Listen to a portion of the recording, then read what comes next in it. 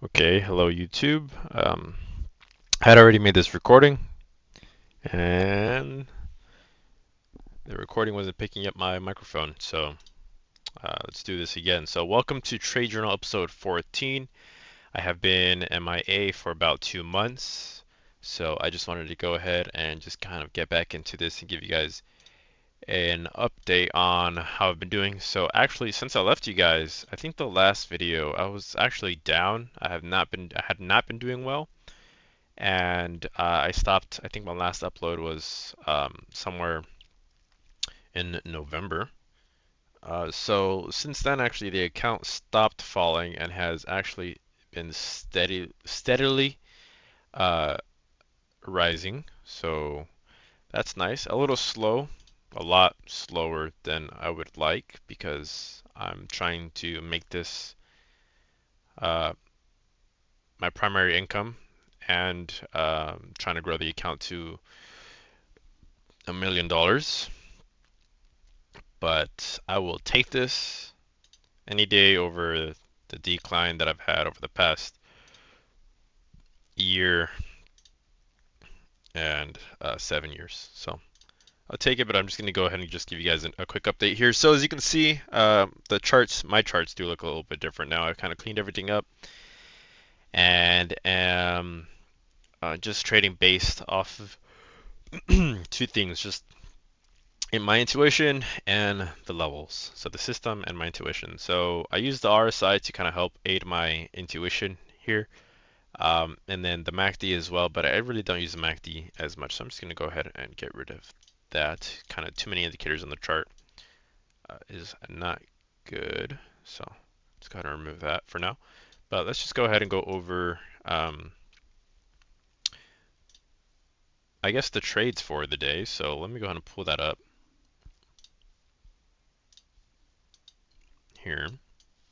So I'll just show you my entries and my exits on the 5-minute chart, which I used here, and then I'll go into the 1-minute chart where I actually based my trades off of. So one call I took early in the morning, actually not too early in the morning, and then I took profits. One put where I cut losses, another put where I cut losses, and then one call where I took for profit.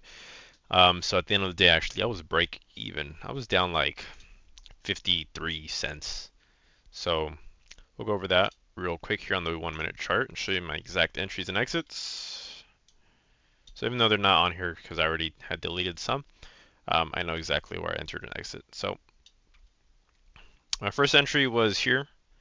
I kind of was using the RSI here. I saw RSI was tightening up, and especially right here in this area, I noticed that it kind of flattened out, and it looked to me like price was going to break the RSI and head in this direction. So it did. I entered actually on this call here, or this green candle here.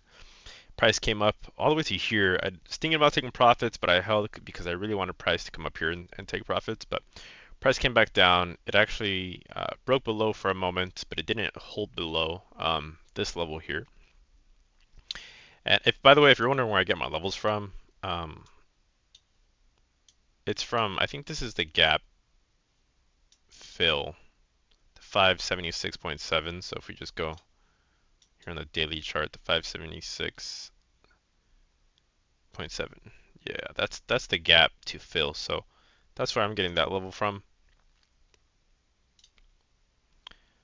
So price came down. It didn't hold below, so that's nice. It bounced back up. It came back up here, and then I ended up actually taking my profits in, I think, right here actually, because price came up, and I was hoping for it to come all the way to this level here, but ended up not doing so. Ended up coming back down a little bit, so I ended up just taking profits, which is perfect because it just came back down. I was actually looking at this entire move down, and I thought to myself, man, it would have been nice to have been in puts, but nothing was telling me to enter puts here. I didn't have like an intuitive feeling, and the system wasn't telling me either to buy some puts here. So I just did it. I didn't buy puts, but here I did consider buying calls, but I didn't, which was really, really stupid of me. But I didn't because price movement here, like the bounce was just too perfect. So I was like, nah, it's not. It's too perfect. Like there's no way, right? But what I could have done is I could have just bought like a way far out of the money contract. So super low risk, great risk to reward ratio. I could have just said like this would have been like my first price target, this would have been my second price target, and that would have been like my third and maybe my fourth and fifth, right? So I could have worked my way back. I could have looked at the contracts and I could have bought like again the price was at 570 577. I could have looked at the contracts. I could have looked at like a 582 contract and see the price, or I could have even looked at a 581 or a 580. So the closer I get here, like the riskier it's going to be because the delta's higher. So if price had came down, I would have been red, right? But obviously, if I buy like a 582, the delta is going to be way lower. So if it comes back down, like it's going to be no losses essentially. And I could have just held this, and I could have just used like a trailing stop loss, like a 30 to 15% trailing stop loss, or even a 35 to 15% trailing stop loss, and just had price come all the way back up. And this would have been nice gains. I probably would have even held through here because the delta is so low. So I'm using this thing where if I do end up buying this trade going forward, or buying this contract and trading this trade going forward, I'm using my hand here instead of the mouse, right? If I end up buying this and price comes back here, and I have a contract with a really low delta, my trailing stop loss is like I have like a 30. It's like it was 50, but I'm gonna be changing it to 35%. Where it starts at 35% from 20 delta or less, and then as it goes up and it gets closer to being at the money, to the point where finally when it's at zero point 0.5 delta, it'd be at 15% trailing stop loss. Like I probably would have held through this move, held through this move, held through this, held through all that for the most part, and price would have came up all the way, and I would have just closed that at the end of the day. And who knows how much I would have been up? That's what is that? 1, 2, 3, 4, 5, almost $6. So even with the low delta contract, like a six point move is huge. So going forward again, I have to remind myself like it's okay if the bounce looks crazy, if it looks like there's potential for an upside, or if there's a rejection, if the rejection looks crazy and there's potential to the downside. I'm going to be looking at my last price target and then just picking a contract from there, or working my way backwards and picking something closer to in the money, depending on my confidence on the trade. So that happened. That's okay. I didn't enter. That's fine. That happens. I ended up buying a put here because price did bounce off of this previous day low level. I had expected the same thing to happen that had happened here to happen here. It didn't.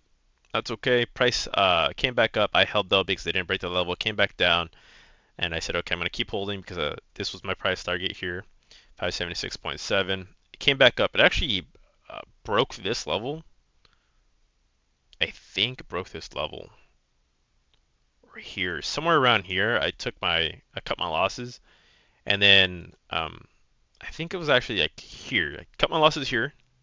Price came back down below the level, so I bought the put again. I bought a little more expensive one, so that way if price came back down, I would make more than what I had lost previously. Price came back up again, cut my losses. So really tight cutting, really like I did a pretty good job cutting my losses. I kept it really tight. I'm very happy with that. And then here, this is where I kind of used my intuition, kind of used the system. So I'm a bit of a hybrid trader where I'm kind of half discretionary, half systematic. Price broke the level, and then it kind of made a high, and then price came back down, but it held above the 50 of the move, the 50% of the move. So when it came to this position here, this right here, like something about this pattern here was just telling me like this looks good for upside from like here to here, right? From here to here. That's what I was expecting. So I bought my call. Price came back down. I had set my stop loss at this level. So price came back down. I said, damn, this sucks. Like crap. I'm losing money. But I'm gonna hold it because I need to stick to the system, right? I can't be an emotional trader. I can't just get out, can't panic as soon as price doesn't move my direction right away. Price comes back up a few times. One, two, I don't take profits, comes back down. I'm still in the trade, comes back up again. I don't take profits, comes back down. And you can see I'm really, really just whipsawing through this.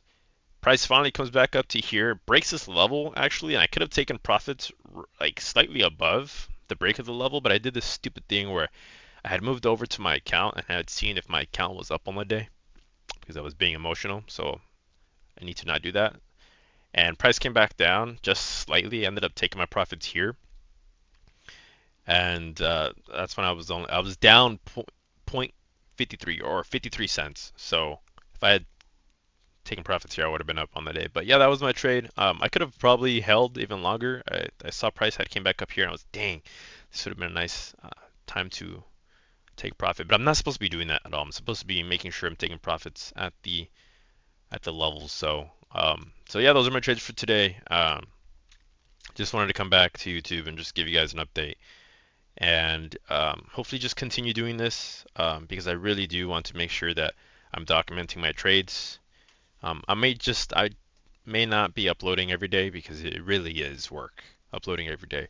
But it might be like one video a week minimum, two videos a week even would be better, maybe even three, maybe.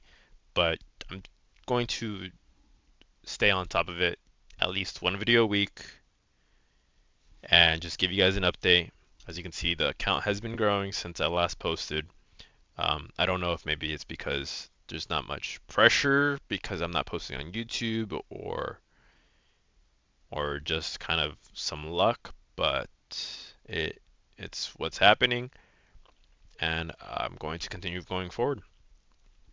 So I'm gonna give myself like a I want to give myself a 6 to 6.5 out of 10 on trade quality and decision management and all that today because I didn't feel in tune with the market, so that's why the score is so low. But it's not below 5 because I did have very strict position management and I was cutting losses exactly where I needed to, and I took profit